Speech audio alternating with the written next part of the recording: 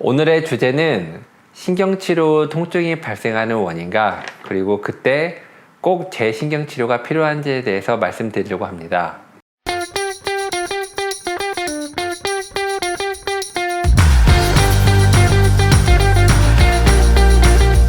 안녕하세요. 콤비치과 원장 황용인입니다. 먼저 저번 영상에 대해서 잠깐 설명을 드리면은 일반적으로 신경치료가 끝난 다음에는 증상이 바로 없어지진 않습니다. 우리 몸이라는 게 뭔가 치료를 하고 난 다음에는 회복하는 시간이 필요한데, 통상적으로 신경치료 후에는 짧게는 일주일, 그리고 길게는 한 달, 그리고 정말 길게는 6개월 정도 신경치료 내부가 회복하는 시간이 좀 필요합니다. 그래서 신경치료가 끝난 다음에 바로 통증이 있다고 너무 걱정을 하시지 마시고, 또 바로 병원을 찾아가지 마시고, 일주일 또는 한 달이 이렇게 시간이 지나면서 통증이 점점 이렇게 완화되는지, 아니면 통증이 그대로이거나 통증이 점점 심해지는지, 이걸 구분하셔가지고 통증이 예전보다 좋아지는 것 같으면 조금 더 기다려 보시는 게 좋고, 그리고 통증이 그대로거나 점점 심해지는 것 같으면 한 일주일이나 열흘 정도 지켜보신 다음에 바로 병원 가서 이렇게 말씀해 주시면 그 담당 의사 선생님께서 후속적인 검사와 후속적인 치료를 아마 해주실 겁니다.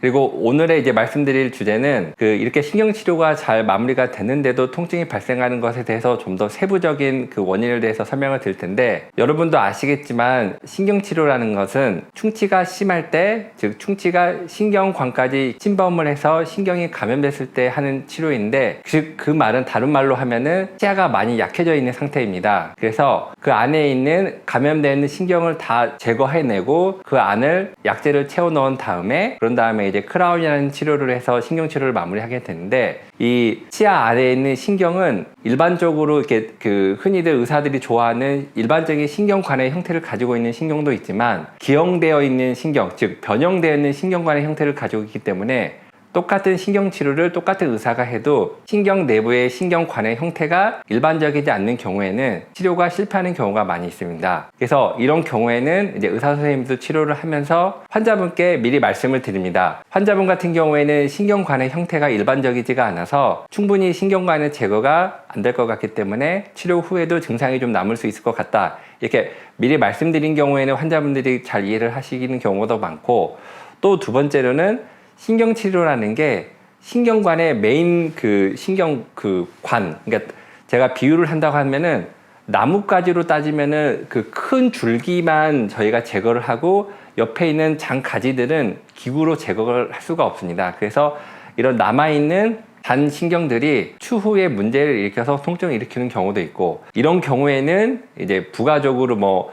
치근단, 절제술이라든가 다른 부가적인 치료가 필요하는데, 이런 것 때문에 이제 증상이 발생할 수도 있고, 마지막으로 이제 환자분께서 치아가 워낙 약해져 있기 때문에 신경의 문제도 있지만 그 주변 조직인 잇몸 조직이 이렇게 약해져 있다든가, 잇몸 염증이 있다든가, 아니면 주변 치아들의 잇몸뼈가 소실돼 가지고 그쪽으로 음식물이 많이 낀다든가, 이런 부가적인 이유 때문에 증상이 발생하는 경우도 있습니다. 그리고 마지막으로 이제 이런 말씀을 조금 드리긴 조심스럽지만, 신경치료라는 게 워낙 예민하고, 그리고 내부의 신경관의 구조가 좀 복잡하기 때문에 충분한 임상 경험을 가지고 있는 의사 선생님이 치료하는 것과, 그리고 임상 경험이 충분하지 않는 의사 선생님이 치료한 것에 따라서도 그 신경치료의 결과가 조금은 다를 수 있다고 말씀드릴 수 있을 것 같습니다.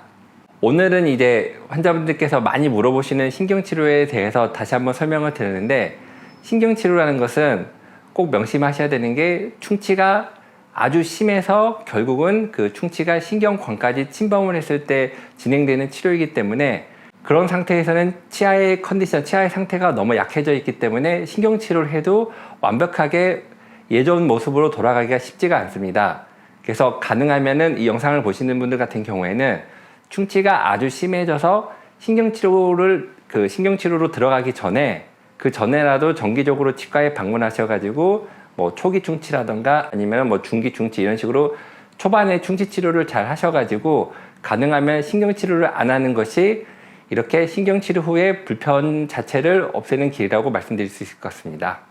오늘은 신경치료 후에 발생하는 통증과 그리고 그때 꼭 재신경치료가 필요한지에 대해서 다시 한번 영상을 찍고 말씀을 드렸습니다. 이 영상을 보시고 신경치료에 대한 궁금증이 많이 해소됐으면 좋겠고, 또 여기에 대한 또 다른 질문과 궁금한 게 있으면 답글을 남겨주시고 그리고 그 답글을 보고 저희가 다시 한번 취합해서 영상을 촬영해서 올리도록 하겠습니다. 감사합니다.